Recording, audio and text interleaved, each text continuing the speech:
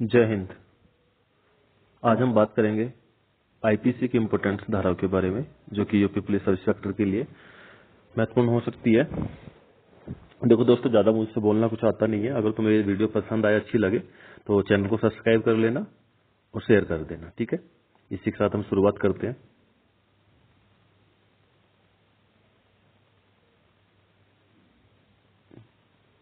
IPC, Indian panel code, ये कब लागू हुआ? सबसे पहले क्वेश्चन ये, कब से इसकी शुरुआत हुई? तो ये 1 जनवरी 1862 में। ये कब प्रवर्त हुआ? क्वेश्चन आता है कब प्रवर्त हुआ? 1 जनवरी 1862 में प्रवर्त हुआ, ठीक है। अगर पूछा जाए अभी लेटेस्ट में ये कहां पे लागू हुआ है, तो कहां लागू हुआ है लेटेस्ट में? सब अभी तो अभी लेटेस्ट में लागू हुआ है J&K में, कश्मीर में, ठीक है। पहले कश्मीर में रणवीर पैनल कोड चलता था वहां पे, ठीक है। ये नहीं चलता था आईपीसी, तो वहां वो बंद हो चुका है, क्योंकि 370 आर्टिकल आपको पता है वहां से हट ही चुका है। अब 370 हट गया तो जो इंडिया के रूल रेगुलेशन है वही वहां लागू हो चुके हैं। तो वो लागू का डेट मैं आपको बता रहा हूँ, वो डेट है 31 अक्टूबर 2019 से वहां पे लागू है। तो डेट याद रखना, 31 अक्टूबर 2019 से J&K में आईपीसी लागू है। आईपीसी और जो छोटे मोटे हमारे कानून है वे सभी J&K में लागू हो चुके हैं। ये इम्पोर्टेंट है, बहुत ज्यादा पूछा जा सकता है इस बार, ठीक है। तो इसके अंदर जो आईपीसी है हमारी, सबसे पहली बात, आईपीसी के अंदर हमारे सेक्शन कितने हैं? सेक्शन पता होना चाहिए ना, कितने सेक्शन है, कितने चैप्टर है। तो इसके अंदर 511 सेक्शन है, मतलब कि धारा धारा कितनी है इसके अंदर? टोटल धारा है वो 511 है। जैसे लिखे ना 1 2 3 4 5 6, ऐसे करके 511 इसके अंदर धारा है। और चैप्टर कितने, अध्याय कितने हैं? वो 23 अध्याय है। याद रखना, ये पूछा जा सकता है कि आईपीसी के अंदर कितने सेक्शन है, कितनी धारा है, तो जवाब होगा 511, ठीक है। और अभी अनुसूची 5 के तहत 109 कानूनों को J&K पर लागू किया गया है। जैसे कि हमारे हिंदू विवाह अधिनियम और ऐसे छोटे मोटे जो भी वहां लागू नहीं थे ना J&K में, वो भी लागू हो चुके हैं। और लागू कब से हुए? 31 अक्टूबर 2019 से, ठीक है। कौन से हुए? जो अनुसूची 5 के तहत है, ये भी याद रखना, अनुसूची 5, ठीक है। अब हम शुरू करते हैं। धारा 1, संहिता का नाम और परिवर्तन का विस्तार। पूछा जाए आपसे कि संहिता का नाम और परिवर्तन का विस्तार किस सेक्शन में है, तो वो सेक्शन 1, ठीक है। नेक्स्ट, धारा 2, भारत के भीतर किए गए अपराधों का दंड। भारत के भीतर किए गए अपराधों का दंड, इसका मतलब ये है कि जो भारत के अंदर आप अपराध करोगे उनके लिए दंड है वो सेक्शन 2 है। अगर कोई भी, मतलब जैसे आपने भारत के अंदर किसी का मर्डर किया है, चोरी किया है, जो भी कुछ है, वो सब 2 के अंदर है, ठीक है। भारत के, अगर क्वेश्चन आपसे पूछा जाता है भारत के भीतर किए गए अपराधों का दंड कहाँ दिया गया है, मतलब किस में है, सेक्शन 1 में, 2 में, 3 में, 5 में, तो जवाब होगा हमारा सेक्शन 2 में।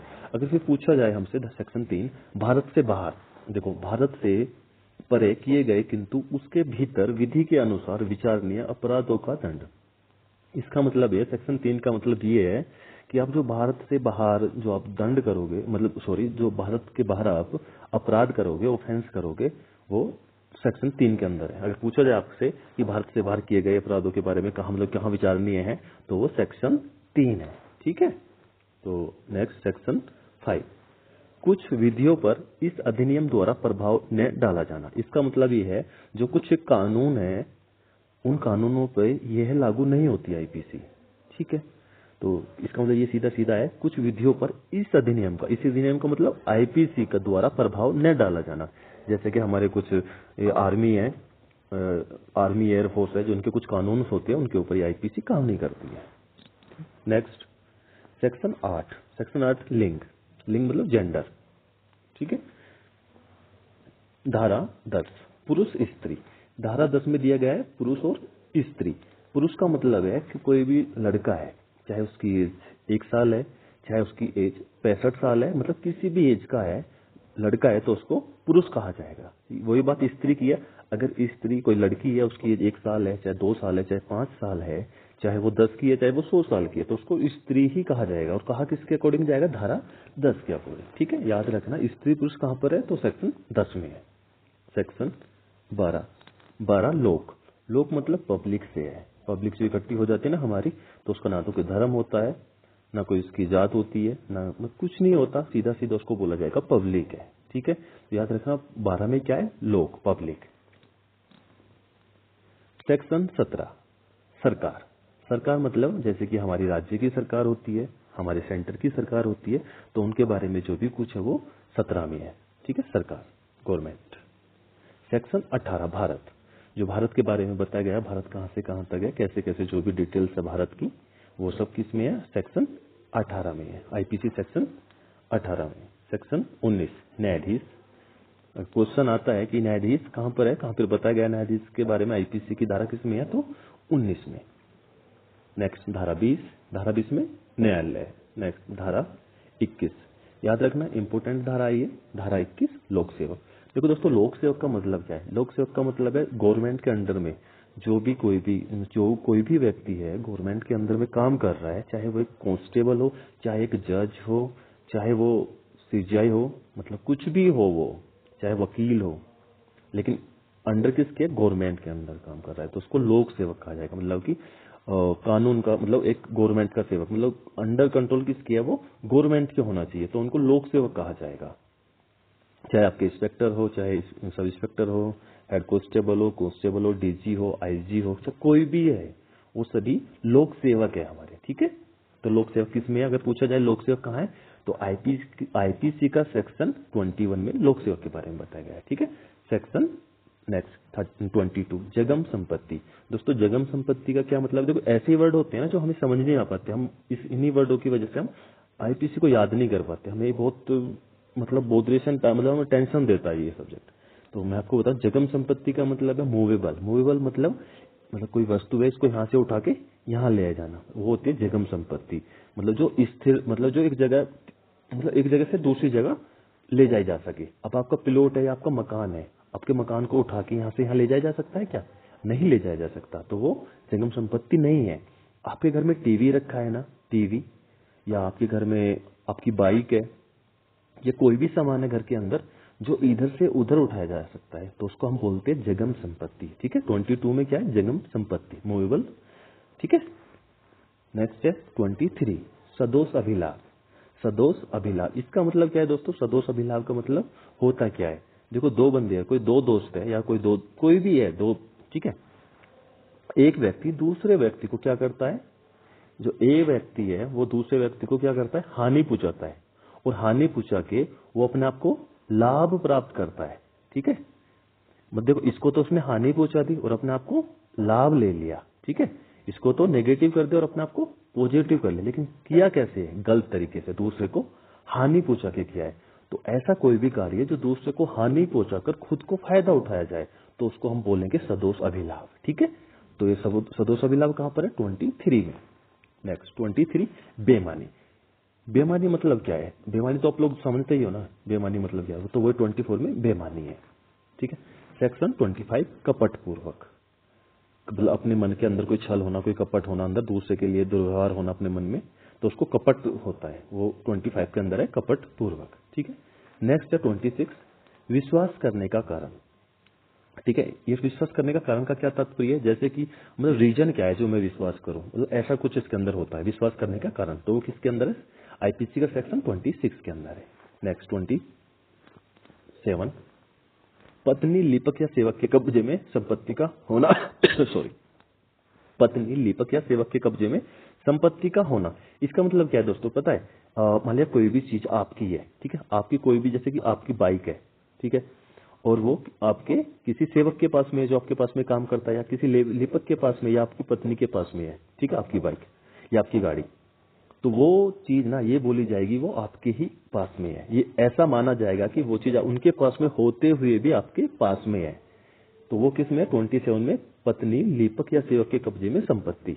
आया ना समझ में, कि कोई भी चीज आपकी अगर इनके पास में है तो ऐसा समझा जाएगा कि वो चीज आपके पास में है। ठीक है, चाहे आपका वो कोई भी चीज है, आपकी गाड़ी है, आपकी बाइक है, या आपकी कोई भी प्रॉपर्टी है, अगर वो आप इन सबके पास में है, और तो वो समझा जाएगा कि वो आपके ही पास में है, ऐसा माना जाएगा। ठीक है, नेक्स्ट 28 सेक्शन 28 कूटकरण। इसका मतलब देखो, कूटकरण का मतलब होता है एक तरीके से जैसे हम फोटोस्टेट कराते हैं ना, जैसे कि अब हम अपने नोट्स बनाते हैं, उनकी फोटो स्टेट निकलवाते हैं, ओरिजिनल से फोटो स्टेट निकलवाना, उनको कूटकरण कहते हैं। उसका मतलब कूटकरण होता है। जैसे कि हमें कोई इसके यही कूटकरण होता है, जैसे कि कोई फ्रॉड डॉक्यूमेंट्स बनवा ले किसी के प्लॉट के, तो कोई मकान है किसी का, उसके जो ओरिजिनल डॉक्यूमेंट्स है उनका कूटकरण करा ले, उनका बिल्कुल सेम टू सेम बनवाना, तो वो क्या कहलाता है? कूटकरण कहलाता है। तो वो कूटकरण कहाँ पर है? वो कूटकरण है सेक्शन 28 आईपीसी सेक्शन 28 में। नेक्स्ट, दस्तावेज सेक्शन 29 में क्या है? दस्तावेज। क्वेश्चन आता है कि दस्तावेजों में आईपीसी में कहां बताया गया है, कहां पर है? तो सेक्शन 29 में। नेक्स्ट, सेक्शन 29 का क्या है? ये काफी इंपॉर्टेंट सेक्शन है। देखो, जिनको मैं काफी इंपॉर्टेंट बोल रहा हूं उनको स्पेशली इंपॉर्टेंट मानना, आप उनको अच्छे से रट लेना, अपने माइंड में रख लेना अच्छे से, ठीक है। तो 29 का क्या में क्या है? इलेक्ट्रॉनिक अभिलेख। जो हमारे इलेक्ट्रॉनिक अभिलेख होते हैं, इलेक्ट्रॉनिक दस्तावेज होते हैं, जो हम वो किस में है? 29 के क्या में इलेक्ट्रॉनिक अभिलेख होते हैं। एक इंपॉर्टेंट है, बहुत ज्यादा इंपॉर्टेंट है ये इलेक्ट्रॉनिक अभिलेख, याद रखना। 29 का क्या है? इलेक्ट्रॉनिक अभिलेख। नेक्स्ट, कुछ धारा 30, इसमें क्या? मूल्यवान प्रतिभूति, मतलब आपके इंपोर्टेंट डॉक्यूमेंट्स, जैसे कि आपकी घर के प्रॉपर्टी होती है, आपकी बाइक के डॉक्यूमेंट्स, या आपकी गाड़ी के, या कोई भी चीज जो आपकी, जो भी डॉक्यूमेंट्स आपके इंपोर्टेंट्स है, वो सब किस में आएंगे? वो आएंगे सेक्शन 30 में, मूल्यवान प्रतिभूति। Next, 31, bill. बिल को हम बोलते एक तरीके से, जैसे कि वसीयत होती है ना, गाँव में हम लोग वसीयत कर देते हैं। वसीयत से समझ सकते हो आप लोग बिल को, एक तरीके से वसीयत वर्ड से आप याद कर लेना, वसीयत, ठीक है। वसीयत समझते हो ना, गाँव में कहाँ यूज की जाती है वसीयत? ये कोई मेरी चीज है, हम दूसरे के नाम कर देते हैं कि जब तक, मतलब तब तक मैं, मतलब कुछ ना एक एग्रीमेंट टाइप में होता है वो, ठीक है, एग्रीमेंट टाइप में वसीयत होती है, इसे समझ लेना। नेक्स्ट, 34, ये काफी इंपॉर्टेंट है, बहुत ज्यादा इंपॉर्टेंट सेक्शन है 34, वेरी वेरी इंपॉर्टेंट सेक्शन 34। सामान्य आशय को अग्रसर करने में कई व्यक्तियों द्वारा किए गए कार्य। क्या मतलब है इसका? सामान्य आशय, ठीक है, मतलब कि जो भी व्यक्ति है, इसके अंदर 4-5 व्यक्ति है, या फिर जितने भी है, एक हो चाहे दो हो, एक तो हो ही नहीं सकता सामान्य, मतलब अकेला तो हो ही नहीं सकता सामान्य के, मतलब जब उनका जो, मतलब लोगों की सोच एक जैसी, मतलब क्या है कि 2, 3, 4, 5, मतलब ज्यादा लोग है, ठीक है ना। तो इसका मतलब ये है कि सामान्य आशय को अग्रसर करने में कोई व्यक्ति द्वारा किए गए कार्य, समझना इसको अच्छे से, ठीक है। इसका मतलब ये है कि हम 3-4 व्यक्ति है, और वे कहीं पे कुछ करने के लिए जा रहे हैं, मान लीजिए किसी का मर्डर करने के लिए जा रहे हैं, कि क्या करने के लिए जा रहे हैं? मर्डर करने के लिए जा रहे हैं, और उसमें से जो एक व्यक्ति है वो गोली चलाता है, ए व्यक्ति गोली चलाता है, बट जो बी व्यक्ति है वो बाइक चला के, वो गाड़ी चला के लेके जाता है, और ये पहुंच जाते हैं कोर्ट में। तो पूछा जाता है कि हाँ क्या किया तुमने, कैसे कैसे, जो भी कुछ होता है। तो बी बोलता है यार मेरे साथ ऐसा क्यों कर रहे हो आप, मैंने थोड़ी ना किया मर्डर, मर्डर तो ए ने किया, ए ने वहां पे जाके गोली चलाई थी, मैं तो सिर्फ गाड़ी लेके गया था ना, मैं तो ड्राइविंग कर रहा था, ठीक है। लेकिन जो साथ में था, एक दूसरा बंदा था, डी क्या बोलता है कि मैंने कुछ नहीं किया, सिर्फ मैंने जाके उस बंदे को आवाज लगाई थी, मतलब जिसका मर्डर करना था उसके सिर्फ मैंने गेट खुलवाए थे, मैंने कुछ नहीं किया। लेकिन इसके अकॉर्डिंग, सेक्शन 34 के अकॉर्डिंग, जिसने गोली चलाई उसके जाके गेट खुलवाए और गाड़ी लेके गया, इन सबको, ये साथ में गए ना, ये गाड़ी चला के गया, इसने वहां पे जाके फायरिंग की, गोली चलाई, उसने जाके उसका गेट खुलवाया। तो इन सबका आशय क्या था? टारगेट तो एक ही था ना, कि मृत्यु करना उस बंदे की। तो इसके अकॉर्डिंग सबके सब क्या होंगे? जो भी जुर्माना है, जो भी कुछ भी होगा इनके ऊपर सजा होगी, या जो इनको माना जाएगा कि इन सबका क्या था? सामान्य आशय था। तो सामान्य आशय किसके अंदर आएगा? 34 में। समझ आया ना क्या मतलब होता है सामान्य आशय का? और इससे पूछा जाता है, ये वाद है इसके कुछ इंपोर्टेंट, ये क्वेश्चन में पूछे भी गए हैं, जैसे कि MP Madhya Pradesh sub inspector का एग्जाम हुआ था, उसमें भी बिहार पुलिस का, तो इसमें पूछे गए थे वहां पे। ये कुछ इंपोर्टेंट वाद है, इनको याद कर लेना। पहला वाद है महबूब साहब बनाम एम्परर, दूसरा वाद है ऋषभ देव पांड्या बनाम उत्तर प्रदेश, तीसरा वाद है बरिंदर कुमार घोष बनाम एम्परर, और चौथा वाद है रामनाथ बनाम मध्य प्रदेश, रामनाथ बनाम मध्य प्रदेश, और लास्ट है 5वां, ये पांडुरंग बनाम हैदराबाद राज्य। ये याद कर लेना, काफी इंपोर्टेंट है, यहाँ से स्पेशली यही पूछे जाते हैं, ठीक है ना। पूछा जाएगा कि महबूब साहब बनाम एम्परर किस सेक्शन से कनेक्ट है, तो ये आपका जवाब होगा सेक्शन 34। ठीक है। अगर दोस्तों मेरा वीडियो आप लोगों को अच्छा लगा हो तो प्लीज सब्सक्राइब कर लेना और शेयर कर देना। ज्यादा से ज्यादा कुछ नहीं बोलना चाहता, कोई भाषणबाजी मेरे बस की नहीं है यहाँ पे बोलना। अगर आपको मेरा तरीका और पढ़ाया हुआ कहीं ना कहीं कुछ समझ में आ रहा है तो प्लीज रिक्वेस्ट है सब्सक्राइब और शेयर कर देना। ठीक है। Thank you so much. जय हिंद, जय भारत।